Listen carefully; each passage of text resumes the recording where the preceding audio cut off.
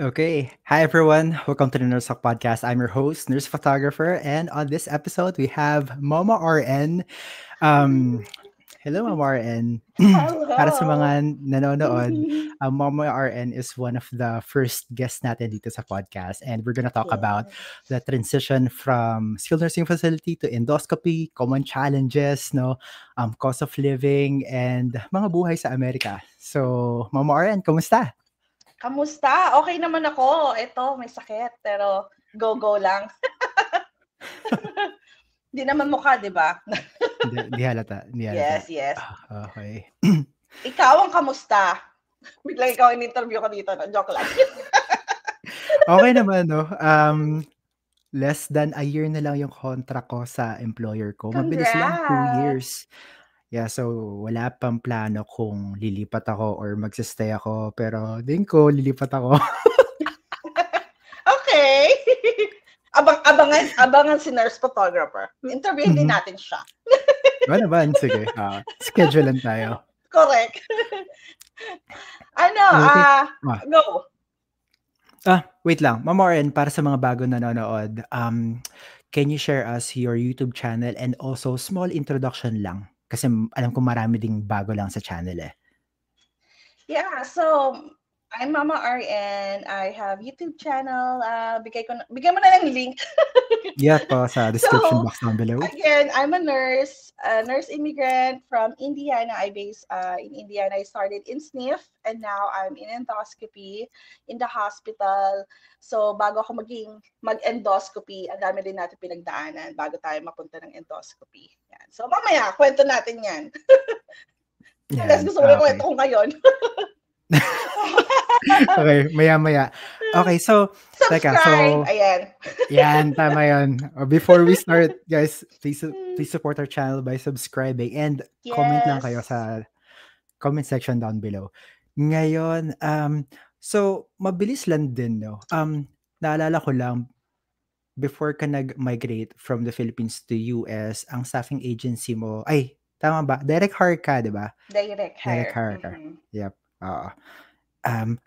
Gaano katagal nga ba yung timeline mo, if you remember?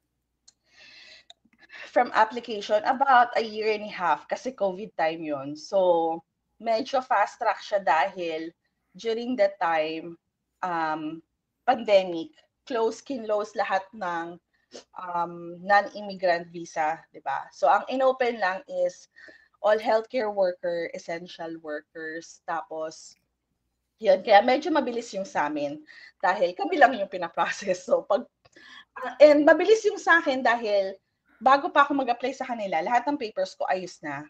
Kasi ever since naman, ano ba, yung NCLEX ko matagal na, paso na nga eh, joke lang. Hindi, matagal na kasi pagka-graduate ko, nag-NCLEX na ako and that was like decade ago.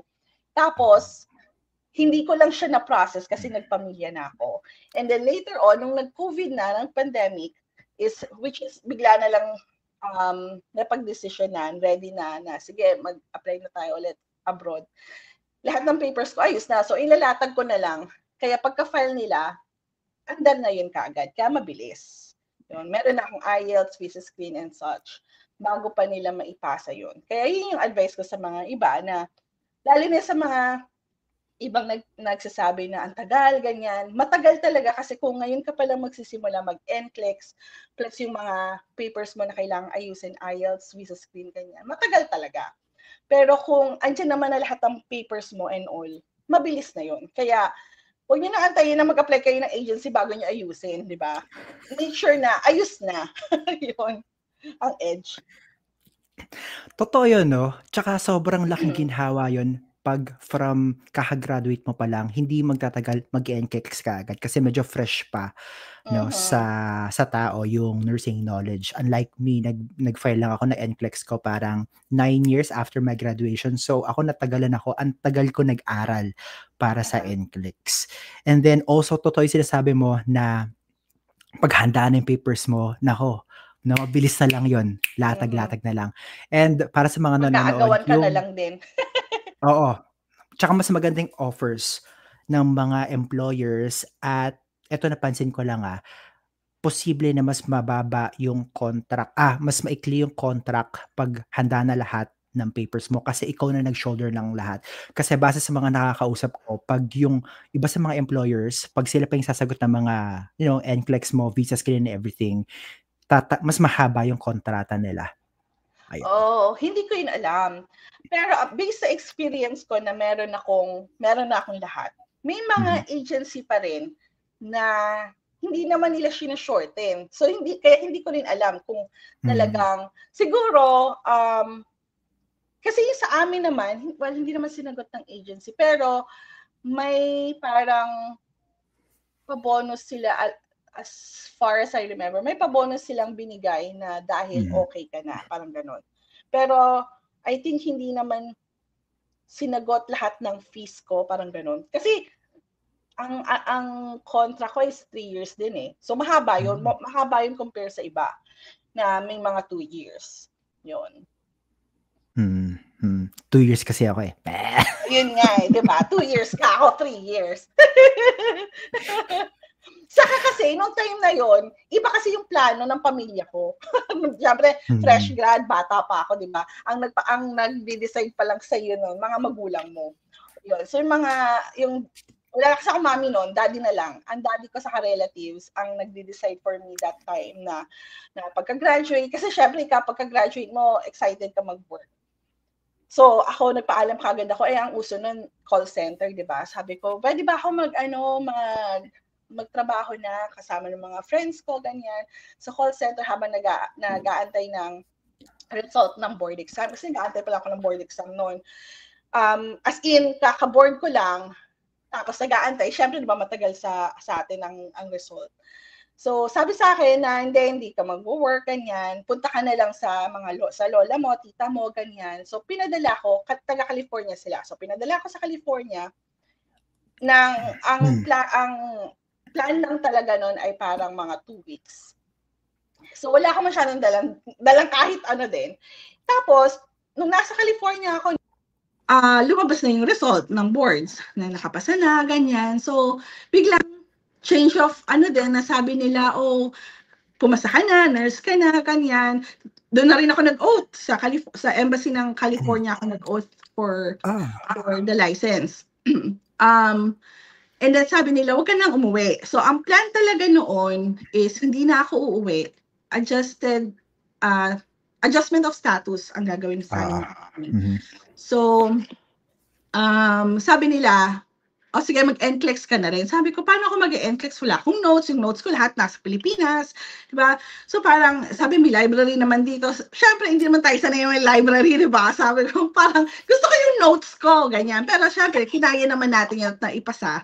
So, doon ako nag-NCLEX sa California and everything. Tapos, nagpa-lawyer na kami noon. Kasi sabi ng lawyer na hindi mai-process kasi fresh grad, kailangan ng experience pag fina-file for petition.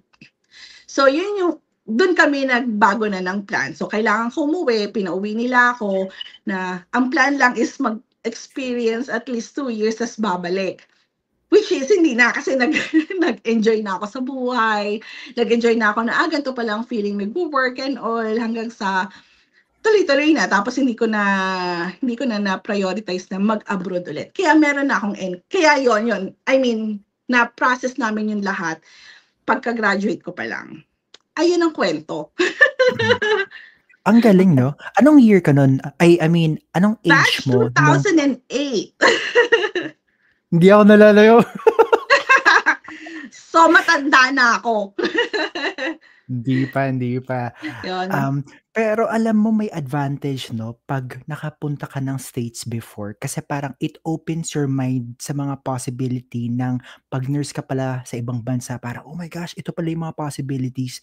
Kasi ako naalala ko, yung college ako, pumunta kami dito sa States din, namasyal kami with family. Tapos, tumira kami, syempre, Pilipino, so family of nurses, ganyan. Yung tita ko, ang dami nilang BMW, yung tita ko naman sa Sacramento, 2 Porsche nila, tapos golf course na bahay. Parang, ito yung buhay ng nurse dito sa Amerika. Parang, kung looking back lang, no, pag nasa Pilipinas ka, ang hirap nga makabili ng coaching maganda pag nurse ka eh.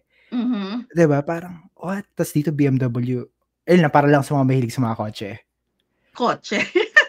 True naman yan. Pero ako, in fairness naman, so, dalawa sa tita ko, ang nasa California ng time na yon, magkahiwalay din sila, magkaiba sila ng personality.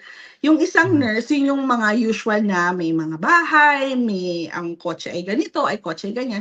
May isa akong tita na siya naman na nag-balance ng perspective in life. And siya yung medyo talagang naging, sinusundan ko sa buhay, ganyan, na siya yung nagbukas talaga sa outlook ko na hindi porket ganito ay ganito. Yung ganon. So, kaya medyo nag-balance naman yung sa akin. Hindi ko naman masyadong nakita ko yung reality, hindi lang yung, nurse, ito yung lahat ng opportunity. Yun. Okay. Sobrang matandaan natin yung mga tita ko, kaya kaya na nila. Matanda na rin ang tita ko, retire na nga eh. Okay na sila. Oo. Iba lang talaga yung noon at ngayon. Kasi yun nga, tulad nung sinabi ko sa isang vlog ko na uso dati ang pensyon. Ngayon hindi na uso ang pensyon dito. Kaya kahit magpaiba-iba ka ng hospital or kahit magtingin-tingin ka, iilan na lang talaga yung may pension na ino-offer. So hindi na lahat, which is yun yung naging advantage ng mga tita natin ngayon, na may pension kasi sila nung kapanahunan nila. Yun. Oo, totoo. And maganda yun na na-open mo yun kasi actually parang alam ko, may nabasa ako na pag nag-retire na sila, sa sobrang daming kukuha ng pension, medyo alanganin na yung pension sa time natin pag tayo magki-claim ha. So maganda rin yun for the nurses na nakikinig na hindi lang aasa for that later on. Talagang kailangan mong, dumiskarte and make other streams of income para sa komportableng buhay later on.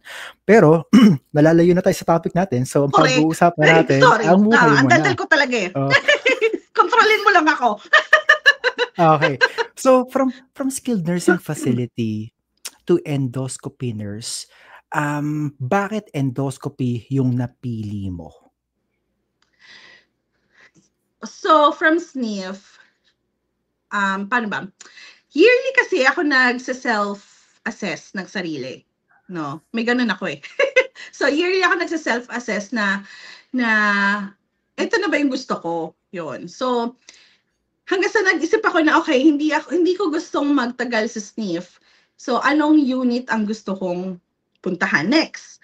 So, back to my college years, so, ang pinaka-background check pala muna, pinaka-longest experience ko ay dialysis. Longest yon compare with any other clinical experience. Pero, minsan iniisip ko, gusto ko ba bumalik ulit ng dialysis? Sabi ko parang, ito ata yung best time na matuto ng iba. Kasi since bata pa ako, ayoko yung mag-stick na naman ako sa iisang department, tas yun lang. Alam mo yung parang forever, kasi ang mindset ko kasi, once na yun lang yung alam mo, yun lang yung alam mo. So nag-isip ako ng iba. Tapos, nung college kasi, ang pinaka gusto ko talaga, pag OR nurse. Mag-OR nurse talaga ever since. Pinaka-list ko nga ang renal eh. Ewan ko lang ba't ako napunta ng renal. Pero later, nagustuhan ko naman siya. But, ang gusto ko talaga, OR. And then, so, check ako ng mga opening ng OR and etc. So, mostly for OR, lalo na pag wala kang experience. Wala kasi akong experience sa OR. Meron silang tinatawag na Peri-Op 101, di ba? Which is 6 months. So, medyo inanalyze ko lang na ready na ba ako ng hospital. Kasi magiging yun ang first hospital ko sa US. Di ba? From SNF to hospital. Parang ang bigat. So, naisip ko na parang ang bigat na mag-OR kagad. Hindi ko nga alam kung ano ang workflow ng hospital. Kasi kahit sa Pilipinas, di ako nag-hospital. Dialysis kagad ako. So, yung workflow ng hospital, hindi ko alam. So, naisip ko na parang, una, ang OR, ang lawak ng coverage, diba? Head to toe. Tapos, naisip ko na, bago ako mag-endoscopy, so, pumasok muna ako ng med-surg. Nag-med-surg muna talaga ako kasi gusto kong matutunan yung basic.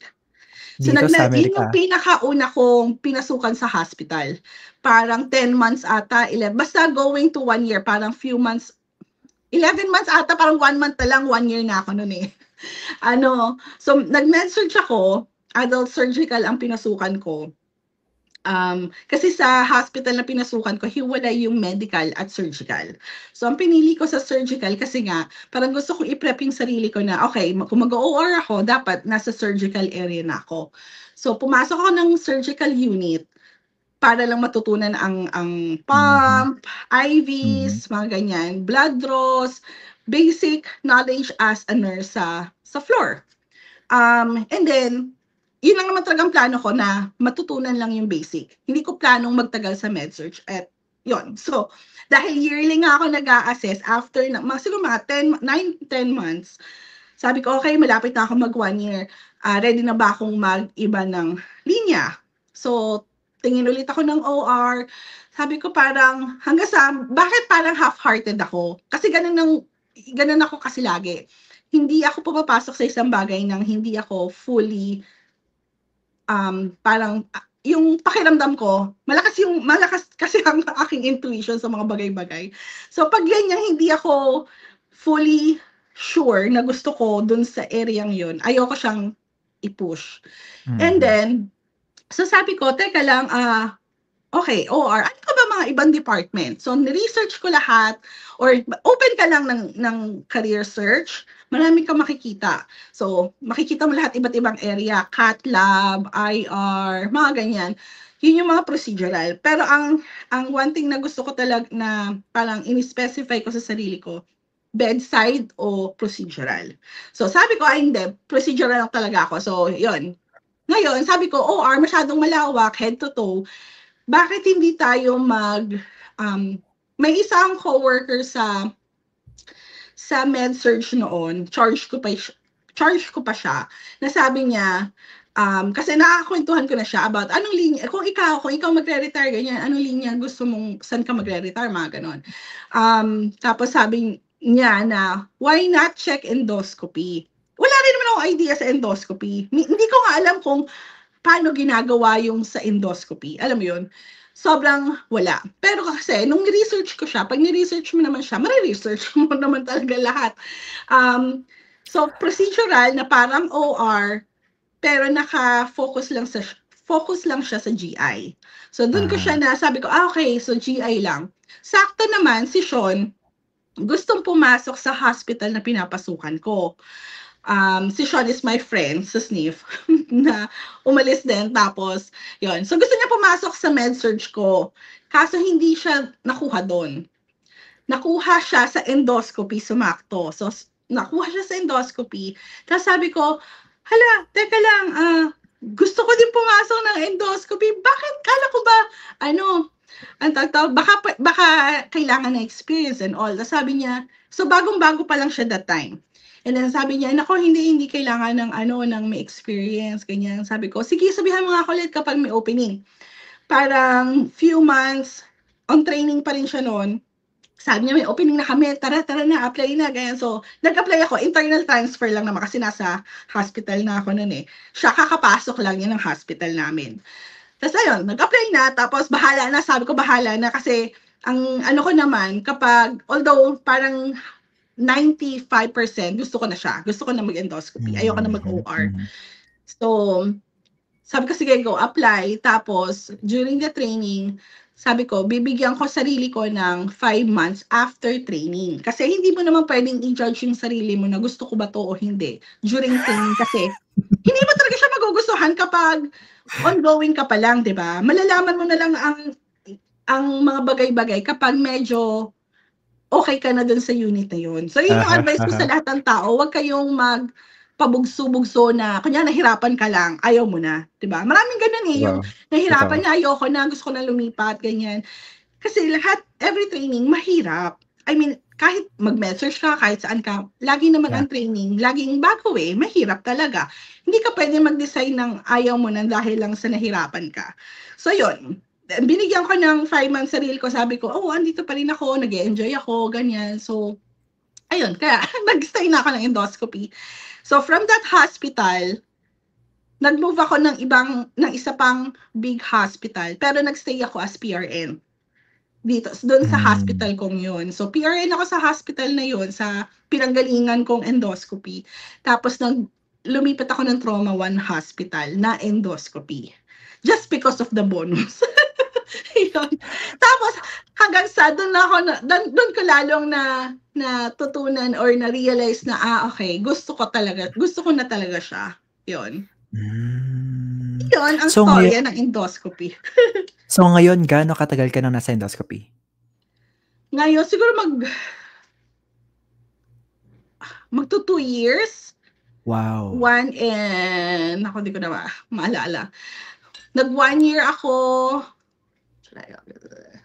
mga 1 year and 5 months siguro, ganyan. Or, yeah. 1 year and 5 months. 1 year Wait, or 6. teka, bago ka umalis sa skilled nursing, gaano ka naman katagal? Nagstay ako sa SNF ng 1.5. 1.5. I see. 1.5 na ako, tapos umalis na rin pala ako. Nasa sa'yo yun. Depende. Ako, hindi ko ina-advise na umalis kayo. Depende yan sa sitwasyon nyo. Yun yung lagi ko sinasabi pag may nagtatanong sa akin. Depende yan sa sitwasyon nyo. May nagtanong nga sa akin, 2 months pa lang siya dito sa US, ayaw na niya. Sabi ko, pero, wag na yun, maraming kwento yun. Okay.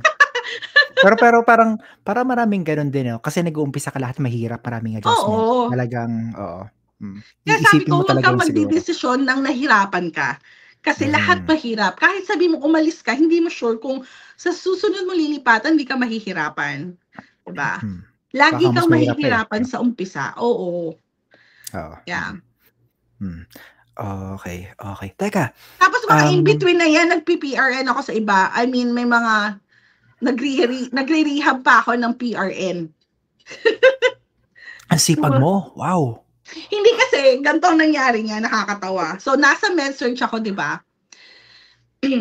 Nung nag-open si endoscopy, ang in-open ay part-time. So, sabi ko, okay, part-time. Part-time, 24, 26 hours, ganyan. So, sabi ko, sayang yung hours ko. So, maghahanap ako ng PRN parang to cover the remaining hours. Pero, aware ako na during training, full-time na 40 hours yung full training talaga sa endoscopy. So, nag-apply ako ng PRN sa isang rehab hospital, inpatient rehab hospital dito sa Indy. Tapos, PRN lang, PRN pick-up ka lang naman pick-up. Hawak mo yung oras mo nun. Hindi sila yung magbibigay ng schedule sa'yo. And then, later on, after ko ng training, sinabi sa akin ng manager ko, full-time daw ako. Sabi ko, so, bumigat yung lalo. Kasi diba, kaya nga ako nag-PRN para lang to cover yung hours ko. Tapos, ngayon, bumigat lalo kasi full-time pala ako, tapos meron akong PRN. So, nung nalaman ko na full-time ako kay endoscopy, binitawan ko na si rehab kasi hindi ko na kaya. Sabi ko, ayoko na, sobra naman akong hardworking na nun. Ayun. Yun ang storya. I see. And then sa medical surgical, gaano ka katagal? 10 months, 11 months. Yeah. Okay, wow. Okay. Teka, gusto bang pag-usapan yung storya ng buyout?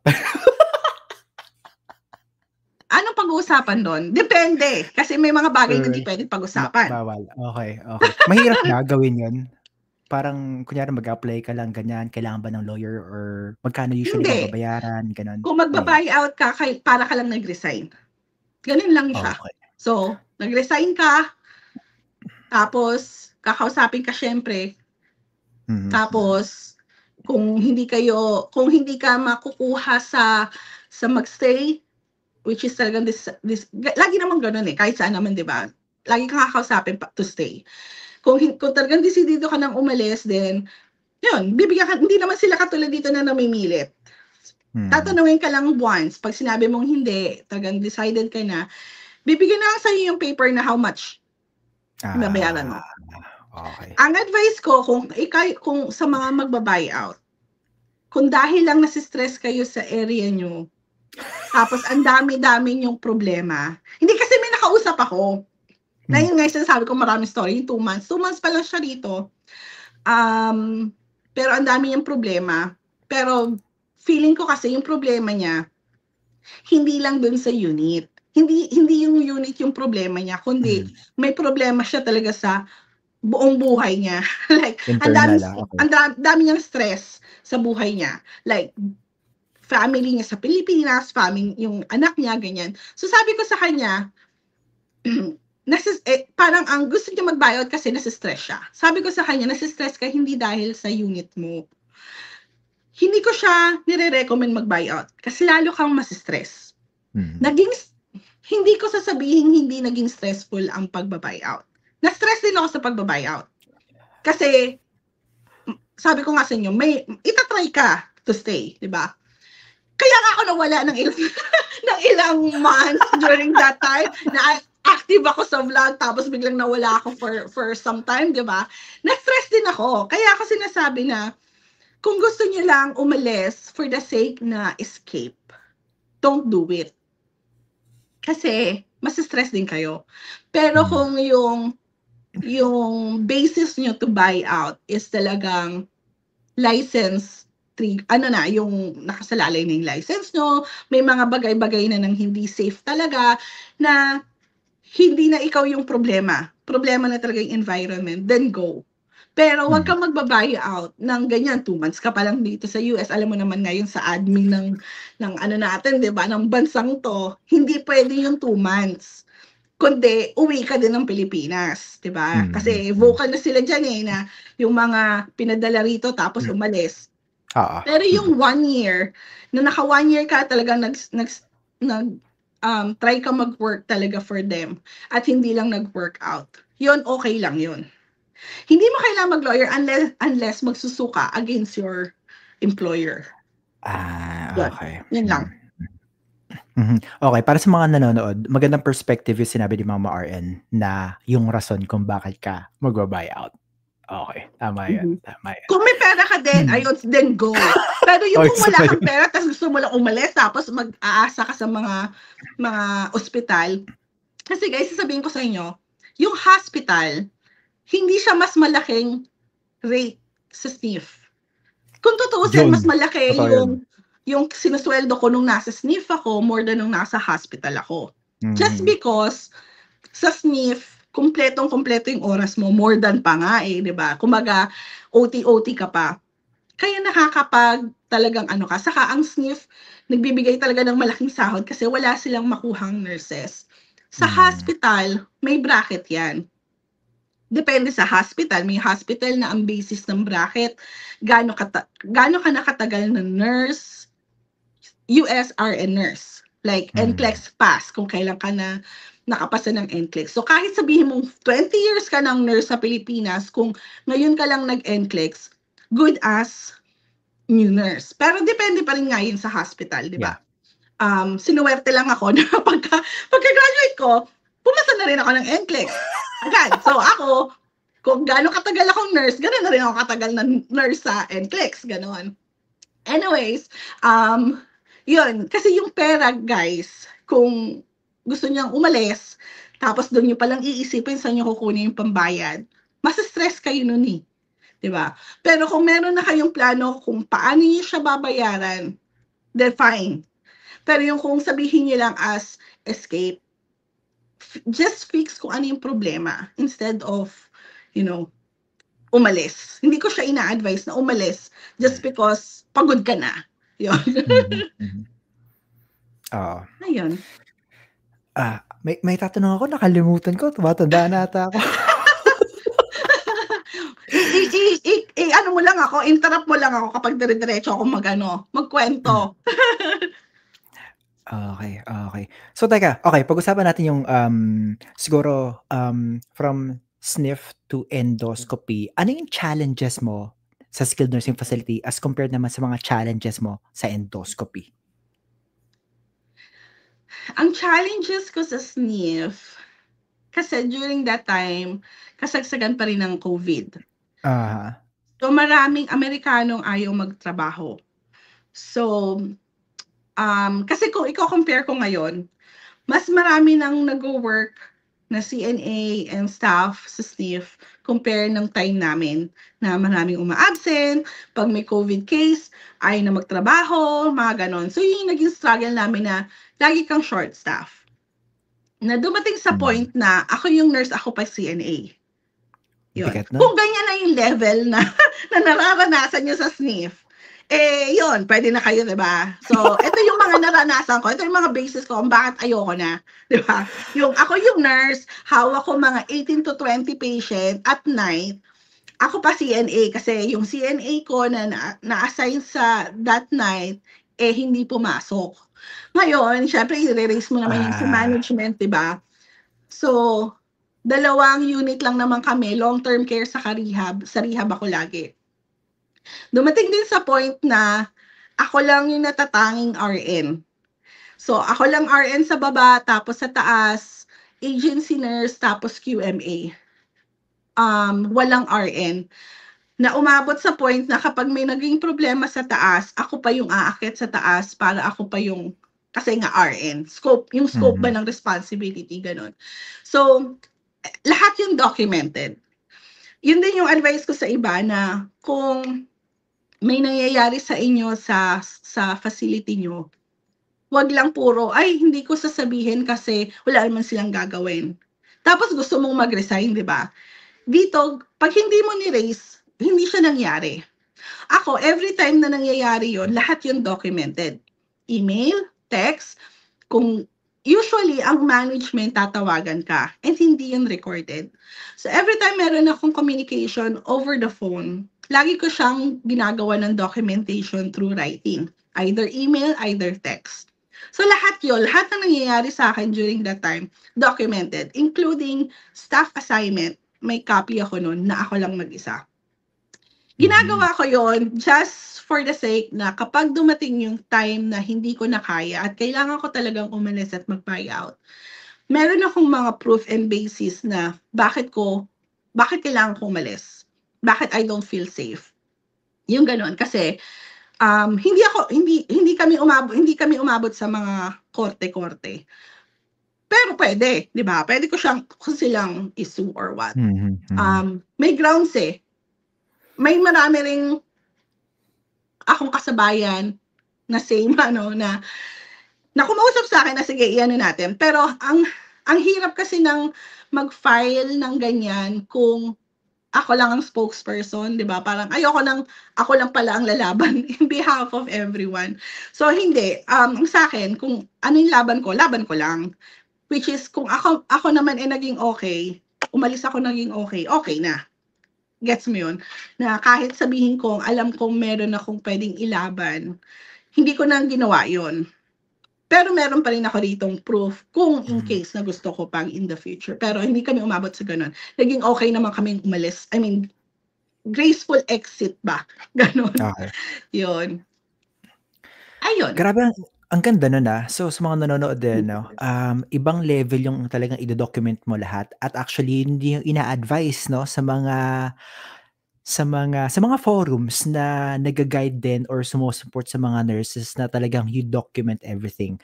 Yung kwento mo kanina na dahil ikaw lang yung RN, nangyayari sa akin yun. So, meron kaming 6 na hall, tapos, dati kasi night shift ako lang yung RN doon. Kasi parang, isa lang sa mga requirements, hindi ko sure sa mga skilled nursing facility, siguro dito sa state ko is at least pwede mag-operate yung SNF pag may isang RN sa building, tapos lahat LPNs na. Totoo naman yan. Ayan. Totoo yan na kahit dito rin sa Indiana, okay lang mag-operate sila ng 1 RN pero LVN. Pero kasi dumating sa point sa akin na kahit nga LVN wala Alam mo yun, RN, LVN nasa taas, tapos QMA. So, yung mga QMA, alam mo naman ang QMA hanggang oral med pass. Hindi sila pwedeng mag-injection, hindi sila pwedeng assessment. Ngayon, kapag nag-code blue or may nangyari, si LVN mo, ikaw din ang kukunin. Lalo na sa mga lines, peak lines. Yeah. May mga LVN na hindi din sila comfortable to do it. So tendency, ikaw talaga. Kasi yung title mo is very broad to cover everyone. Kaya nga ako, alam mo, kaya ako nag-BLS instructor. 'Di ba? So for those hindi ako nag-accept ng mga students ngayon.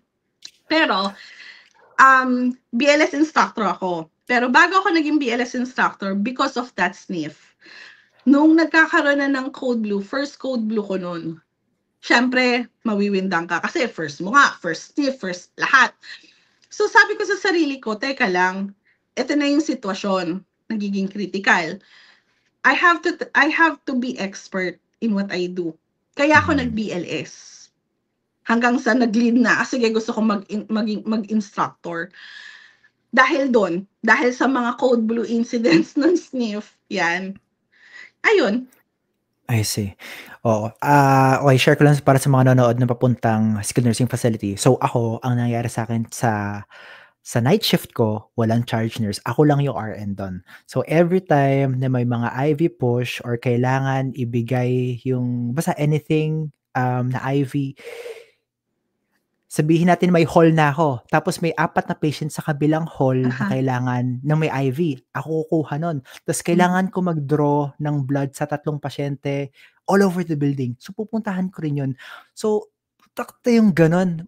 Busy nun. Tapos pag may nangyari pa sa hall mo, Code Blue or whatever, kailangan ko mag-911, sobrang busy lang talaga.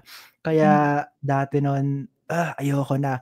Although, ang kagandahan lang sa gabi, pag walang charge nurse, lahat ng desisyon sa akin, malaki yung responsibilidad, pero pag gusto ko na ipadala yung patient, no, I care about the patient, gusto ko na ipadala sa hospital, isang ganun lang, gagawin ko na agad. Hindi na yung pag umaga, night shift kasi ako ngayon, I need to ask a lot of like, opinion sa doktor, sa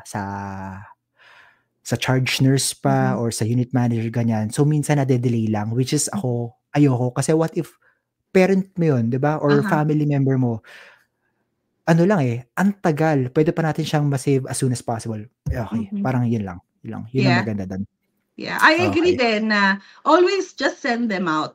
Marami rin na rin nagre-reach out sa akin noon na nasi-stress dahil dyan, na either nagkaroon sila ng Code Blue, na late niya nang send out, na sana pala daw na ganyan. So, normal sa first Code Blue mo, mawiwindang ka.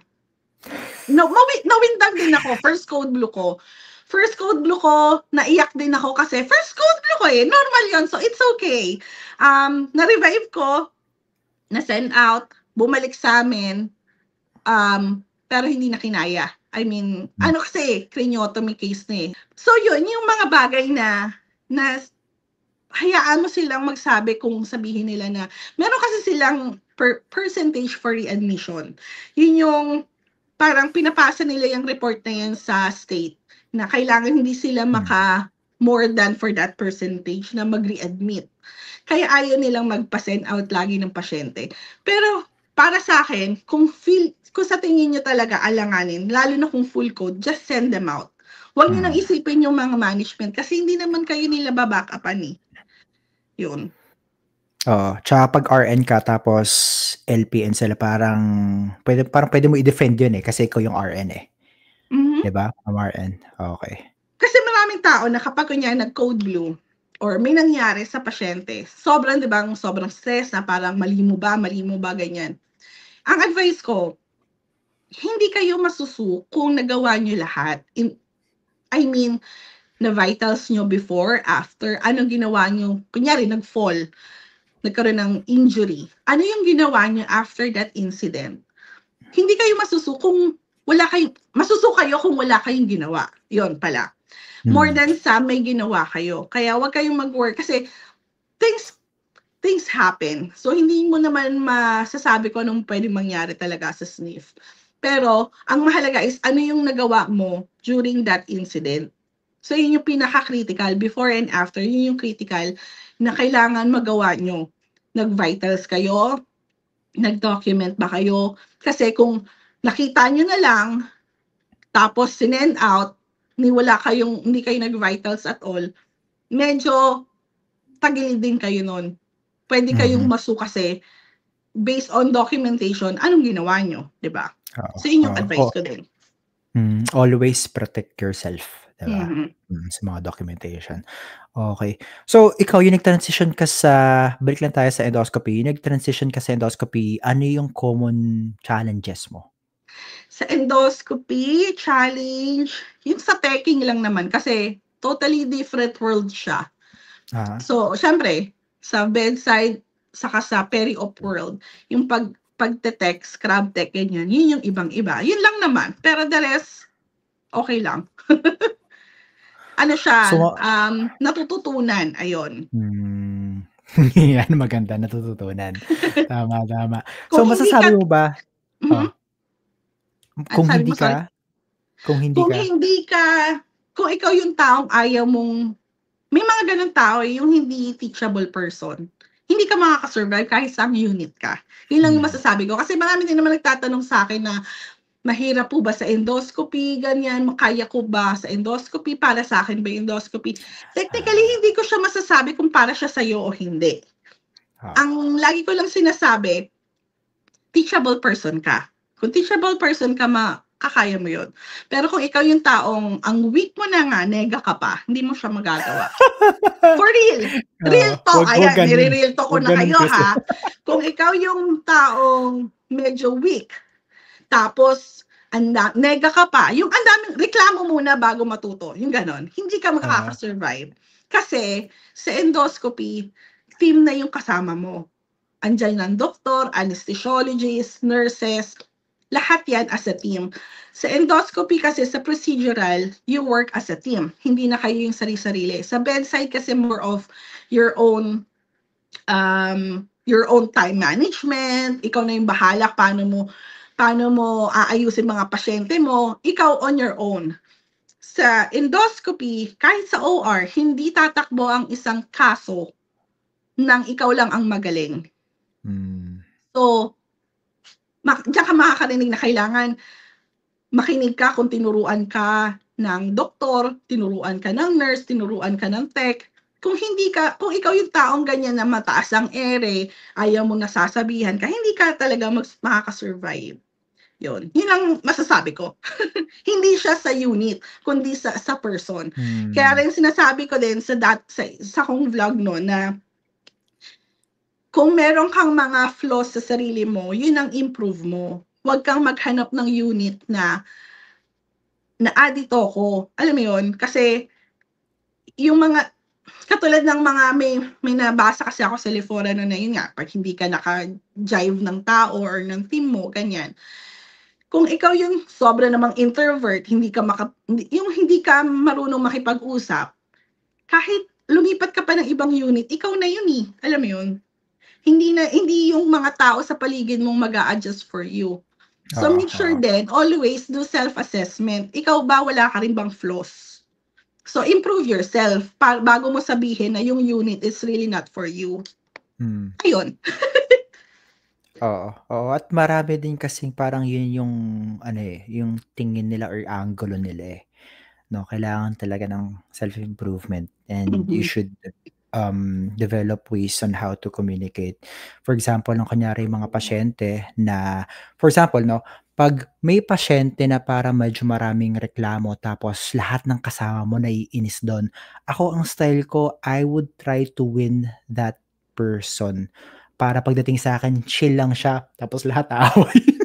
True, true, Oo, mhm. true. Okey, Ako din, meron din akong coworker one time nagsabi sa'kin or nagsabi in front of my patient na sabi niya na, ito si ano, si May, alam ba never ko yan nakitang nagalit at all." Parang gano'n. Parang lagi yun naka-smile. Sa isip-isip ko ako kasi mahaba kasi pasensya ko, hindi talaga ako magalitin. 'Pag ako nagalit talagang ibig sabihin na-end mo na yung pasensya ko sa'yo. So, sobrang haba ng pasensya ko, hindi talaga ako madalas magalit at all. Kaya 'pag ako nagalit talaga, wala, ayun. So anyways, um, kahit sa mga difficult patient, 'wag mong personalin. Lalo na kapag ano, natutunan ko rin siguro 'yan dahil nung nasa Pilipinas nag-manage ako ng mga tao. Minsan kailangan mong matutunan na hindi ka puwedeng maging emosyonal lagi. So, mm, kailangan mong intindihin bakit sila naging gano'n. Hindi sila dahil na personal, dahil ayaw niya sa'yo. Yung gano'n. Ang lagi niyong isipin, bakit siya nagagalit? Always find the root cause nung mga kinarereklamo ng pasyente instead of, ay naku, ganyan na talaga yung pasyente niya. Although may pasyente talaga na kahit anong gawin mo ha, pero hindi mo kailangan patulan. Alam mo yun? Hindi mo talaga siya kailangan patulan kasi ako ang lagi kong, kahit sa anak ko, sinasabi ko sa anak ko, alam mo, yung mga, kunyari, kung may mambuli man sa'yo or yung mga taong ungrateful, lagi mong isipin, malungkot ang buhay nila. So, sila yung kaawaan mo. So, wag mo silang patulan kasi yung mga taong ganyan, gusto nila yung reaction from you. So, wag mong ibigay yung reaction na yon. Yun. Kaya ako, mahaba ang pasensya ko. Kumbaga, hindi kagad ako pumipitik. Pag pumitik ako, ibig sabihin, ang dami ko nang naipuno sa'yo. Ganon. Okay. Pero madali lang ang endoscopy. Kung sasabihin ko, for me ha, madali lang siya. Yun. Pero again, may mga iba na baka hindi for them. Ayoko naman kasi sabihin na madali siya. Kasi hindi lang siya para lang sa unit na madali lang ba ang ginagawa. Abangan niyo yung vlog ko kasi i-vlog ko yung real life na ginagawa namin sa endoscopy para kayo na mag-judge kung mahirap ba o hindi. Yan. Kasi ang hirap sabihin na madali at mahirap. Alam mo yun? Kasi pwedeng yung madali sa akin, mahirap sa'yo. Yung madali sa'yo, mahirap pala sa akin. So, ang hirap ng ganun. So, plano ko yun i-vlog na bawat, kasi sa endoscopy, nagro-rotate kami. So, hindi lang iisa yung ginagawa mo. So, marami kang ginagawang iba-iba. From prepping, pre-op, procedure, recovery, tas motility. Ayun, so umiikot ka. Okay. And yun yung kagandaan sa endoscopy. Hindi ka nabobore sa isang bagay na ginagawa mo lang. May mga area sa endoscopy na mahirap, may mga area na sobrang dali. Example, prepping. Sa prepping, ano lang ba ginagawa sa prepping? Magtanong, IV vitals. Kung ikaw yung tao na ayaw mag-IV, for you, hirap na hirap ka sa prep. Kasi meron ako mga coworker na ayaw nagpe-prep. Meron naman na gusto lang sa recovery, yung iba ayaw sa recovery kasi yung mga unnecessary, mga unexpected na nangyayari pag nagre-recover, mga ganon. So, hindi mo talaga masasabi kung talagang madali lang ba o hindi. Nakadepende lang talaga yun sa personality mo kung fit ka. Ang advice ko, again, kung ikaw yung tahimik, ito lang based lang sa assessment ko sa mga dumaan na mga new training. Kasi maraming rin kami mga naging new hire na na-train ko din. Ang napansin ko na hindi nag-effect, yung hindi talaga open for learning. Yung kahit anong turo mo, tapos hindi believe sa sarili, sobrang introvert na ayaw mag-speak up na ano ba yung hirap ka at sa hindi. Yung mga ganon, sila yung hindi nakaka-survive dun sa unit namin. Kasi naalala ko meron akong tinrain na technically dapat hindi na nga siya pumasa. Hindi na siya dapat pumasa sa amin. Kaso, binibigyan pa rin siya ng chance ng manager namin. Tapos yung nurse na yon, umiyak na yon sa several nurses na nag-precept sa kanya, except for me. So, ang nire-request niya lagi, ako ang mag-precept sa kanya. Hindi naman pwede ganon. Kasi parang, alam mo naman, ang hirap mo na palang turuan di ba? Tapos, kumbaga, sa buong taong nag-train ko, ako na lang lagi sa'yo. Pero I mean, nagamay ko kasi paano siya i-train na hindi siya iiyak. Alam mo yun? Medyo nakuha ko. Pero kasi, kahit gaano ka kagaling mag-train, kung yung tao mismo hindi, alam mo yun, hindi talaga, kailangan mo talaga improve yung sarili mo Kung hindi mo siya may improve, hindi ka talaga makaka-survive. Iiyak at iiyak ka lang. Alam mo yun?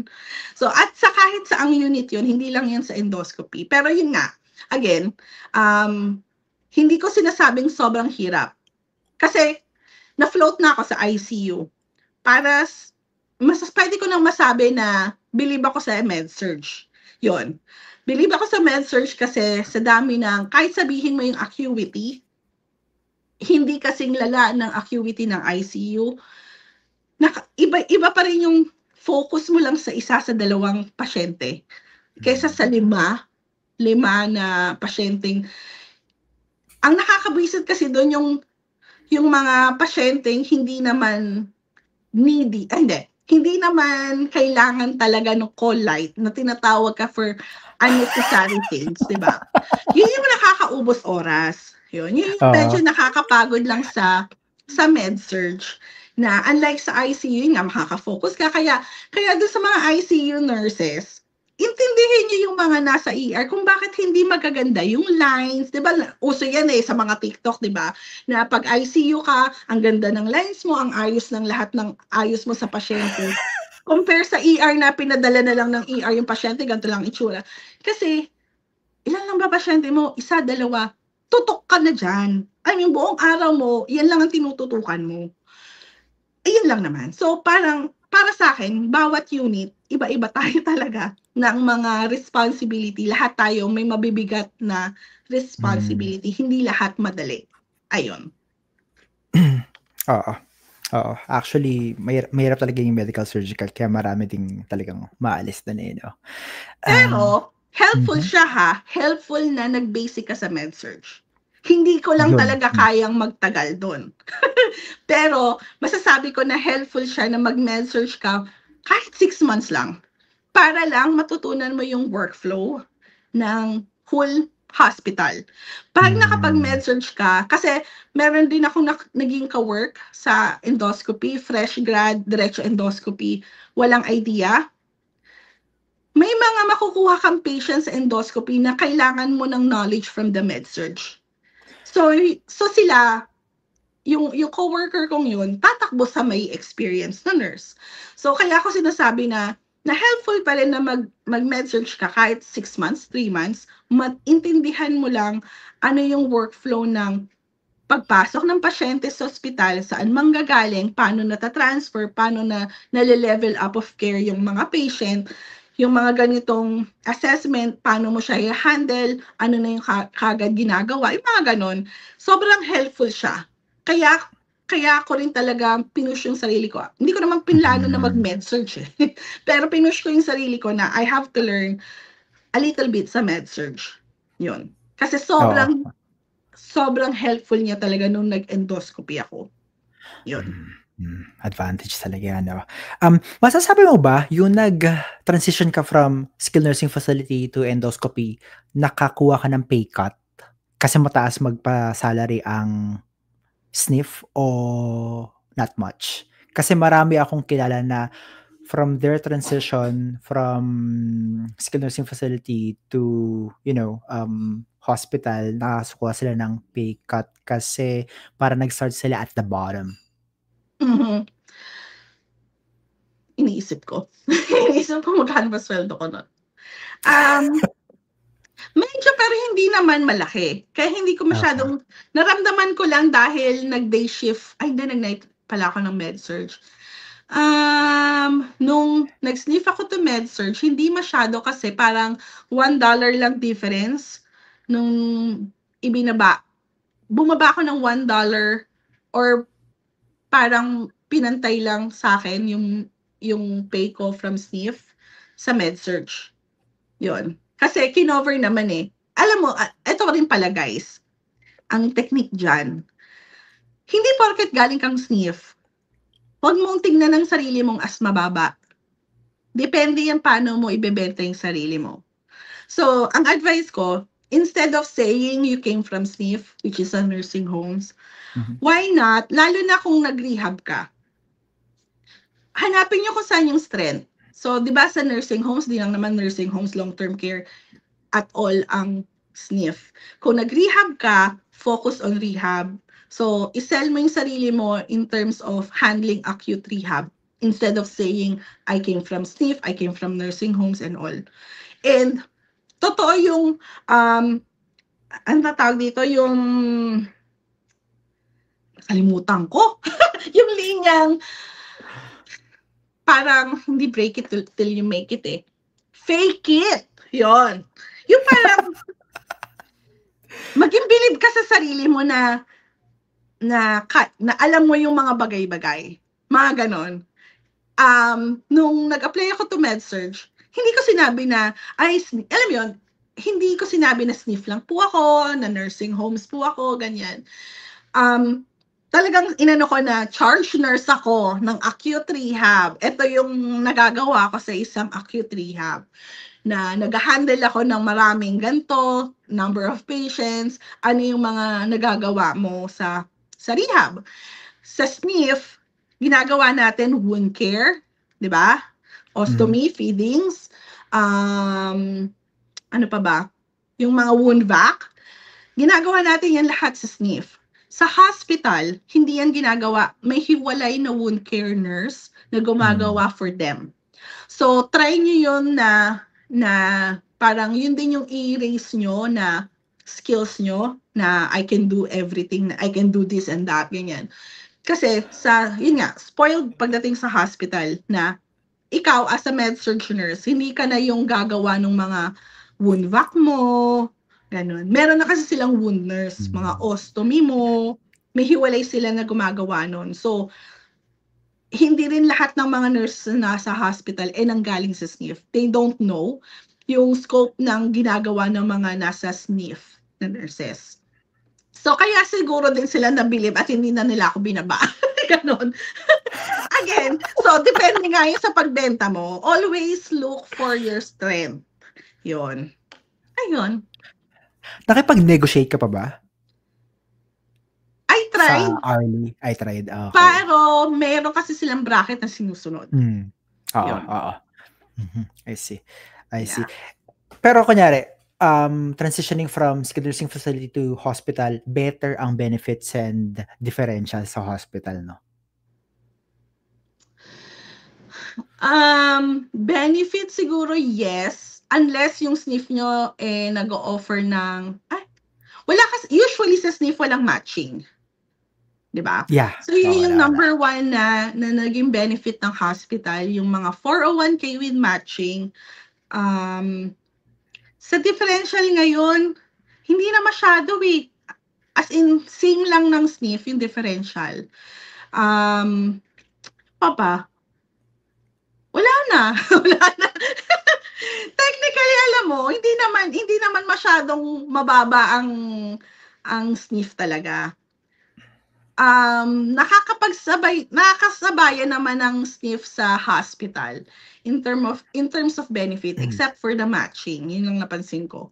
Sa matching, saka may mga hospital na may pension, which is sa SNF walang pension.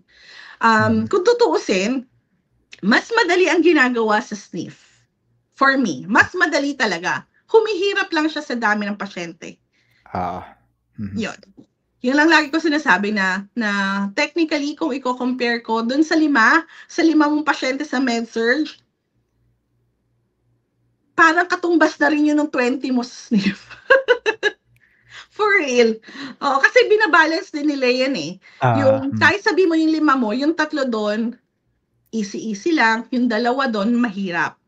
So, may mga pasyente kang makukuha na, kunyari sa 5 mo, yung isa sobrang hirap, ubos na yung oras mo, yung 4 mo, hindi mo na napuntahan, yung ganon. Nangyayari din yun. Nangyayari talaga yun. Lalo na, itong isipin nyo. Yung mga pasyenteng sinend out nyo from nursing homes, doon din yun pupunta sa med-surg. So, sila din yung pasyente. Imagine niyo yung mga SNF patient natin na naging critical, sila na yung napunta sa med-surg. So, yung mga nasa SNF na hindi pa nagkasakit, easy lang. Kasi magbibigay ka lang ng pills, puro pills, ganyan. Oo. Yun. Well, either med-surg or minsan ICU. Pwede din. Pero, ang napansin ko kung mag-ICU kayo guys, make sure talagang gusto nyong mag-ICU. Yun talagang by heart nyo, gusto nyo yung area. Kasi, pansinin nyo yung lahat. Hindi, ito real talk lang din. Pansinin nyo yung mga, si Ladonda, sino ba yun yung Vanderbilt? Na nasu, dahil nakapagbigay ng gamot. Hindi mo alam yun? Tennessee? Vanderbilt, sila. Okay, nakita ko lang. Ladonda, parang ganon. ICU nurse yun. So, yung mga nasusu, mostly, kasi ang bibigat ng responsibility nila na yung mga gamot na capable silang ibigay, mabibigat din. Like yun nga, yung nurse na from Vanderbilt na yun, yung nabigay niya is yung for paralytic na meds. Kasi sila lang yung in their scope, sila yung allowed magbigay ng mga ganon. So, para sa akin, huwag kang pumunta ng ICU for the sake na gusto mo lang kasi dahil, ay maganda, maganda kasi nasa ICU ka, ganyan.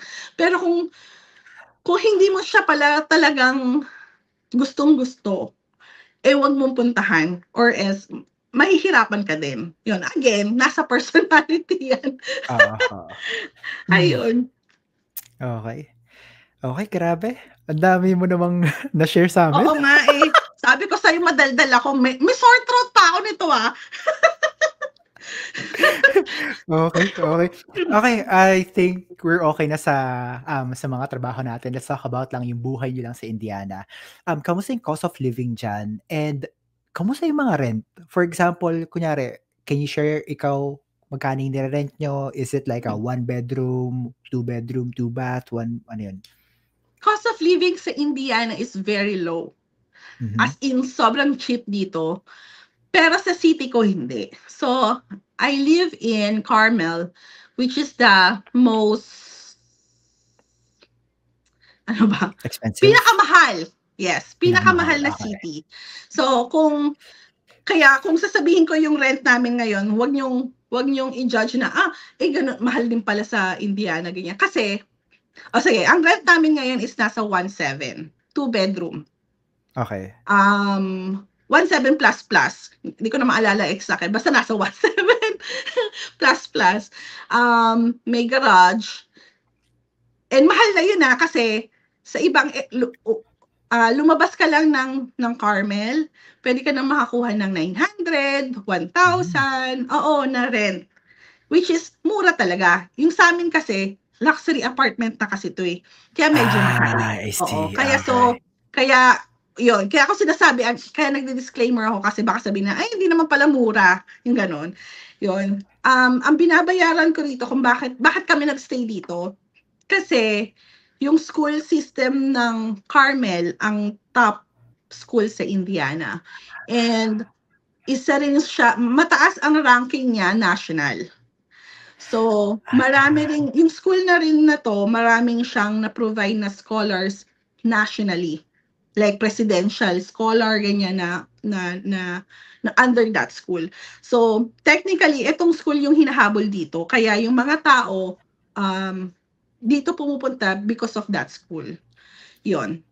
Pero, on average, sa Indiana, mura. Kasi, makakabili ka ng bahay dito. Not sa city namin sa city namin, ang average ng bahay nasa 350 above. 350,000 up to million. Kaya nga, sabi ko dun sa isa kong friend ng taga-Washington na yan. Kung yung 700,000 niya, dito mansion na. Pero kung lalabas ka ng Carmel, makakabili ka dito ng 150,000 na bahay. Yung 300,000 mong bahay, mansion na din. Sa labas labas ng Carmel. Yan. Ayun. Ang galing. Okay. Pero actually ako yung unang naghahanap ako ng mga apartment, hindi ko nga alam na parang may mga normal na apartments tapos may mga luxury apartment din pala. Kasi dito syempre pag luxury apartments, mas maganda yung community or kunyari gated sila and then mas maganda talaga yung bahay in general. Ayun lang. Kaya well, ano naman parang kaya naman siya mahal kasi nga sa mga benefits, 'di ba? I mean, kunyari dito sa Arizona nakita ko yung mga ganun, may mga ano sila. Yun nga, may garage, minsan may pool and may mga gym. Pero depende rin. So talagang magkano ang renta mo diyan? Dito we rent 1.5, 2-bedroom, 2-bath, pero wala akong garage. So yung top coat ng kotse ko, numinipis araw-araw kasi yung init dito sa Arizona nasa 100 degrees. Okay. Nabe-bake. Okay. Pero magkano ang garage? Kung kukuha na ng garage? Wala at all. Maglilipat ako. Wala at all. Doon, may parking lang. Hindi covered, sorry. Hindi covered. Okay. I Ayan. see. Sa amin yung 1.7 na yun, 2 bedroom, 2 bath. Tapos yun nga, yung garage. Yung garage kasi nasa 100. Then, ate 75 kasi andito na ako ever since. 75, tapos nag-increase lang 200. Tapos, meron silang sometimes na mga monthly discount if you're under, so may para silang monthly employee of the month, parang ganon, or employer of the month. So, kasi, ano yan, discount yun ha. So, ako kasi nakakuha ko ng discount, technically parang lalabas, kung wala akong discount, lalabas na 1.8 yung rent namin. Naging 1.7 siya kasi nung naglabas sila ng employer of the month from this specific hospital.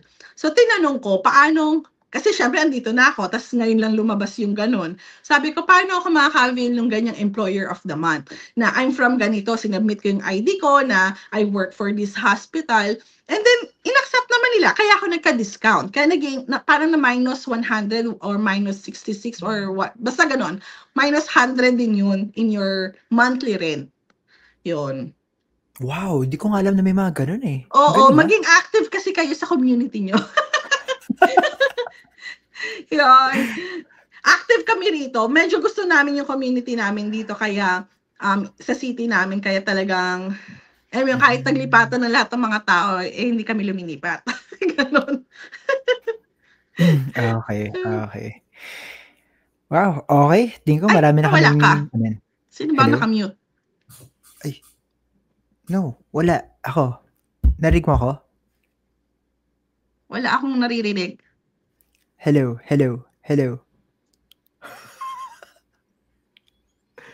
Mama Oren, narinig mo ba ako?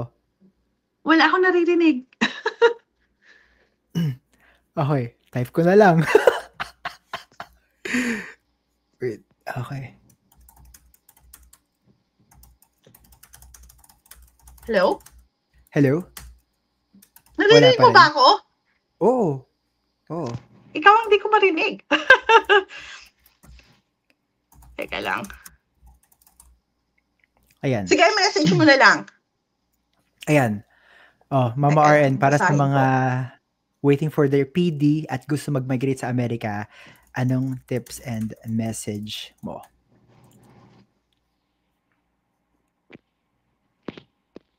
Okay, tips and message sa mga may PD at sa mag-migrate. Pero di pa rin kita naririnig ka. Tips, mag-antay lang kayo. Worth it na maging patient. Dadating din yan in God's time. Always in God's time. Trust His time. Kasi yun lang talaga yung magagawa nyo is to trust Him. Hindi yung own time nyo, which is yung time niya talaga. So, ngayon, mag-antay lang kayo, gather a lot of information, mag-prep kayo, mag-imagine kayo, pumunta kayo ng Google Street View para tingnan yung area ng pupuntahan nyo para ma-imagine nyo na yung pupuntahan yung lugar. Yan. Let me see, ano pa ba?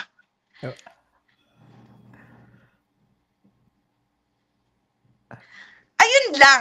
Wala na pala. Kailangan pa magbasa no? Okay, pasensya na kayo ha. Siguro may technical error lang dito sa StreamYard namin. Pero maayos namin to. But,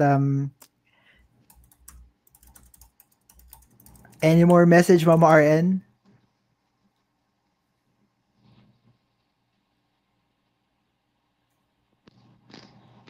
Okay. Message! Kapit lang, enjoyin nyo lang.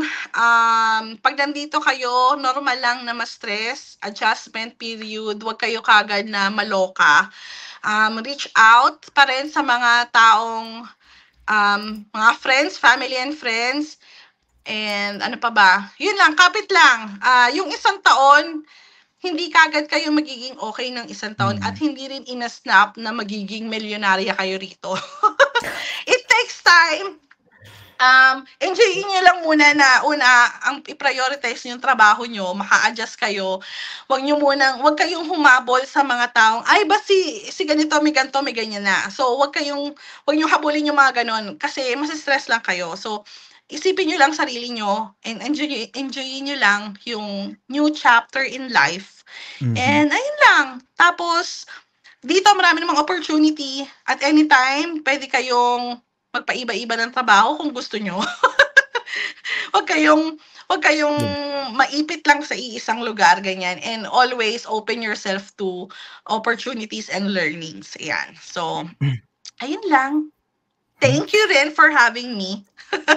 Okay, yep. Okay, thank you, Mama RN. And para sa mga umabot dito, please comment down below an icon of a hospital or maybe syringe para lang malaman namin kung gaano sa inyo ang umaabot dito sa pagtapos ng podcast. And if nagkaplano ka mag-migrate dito sa Amerika, gumawa ako ng guide.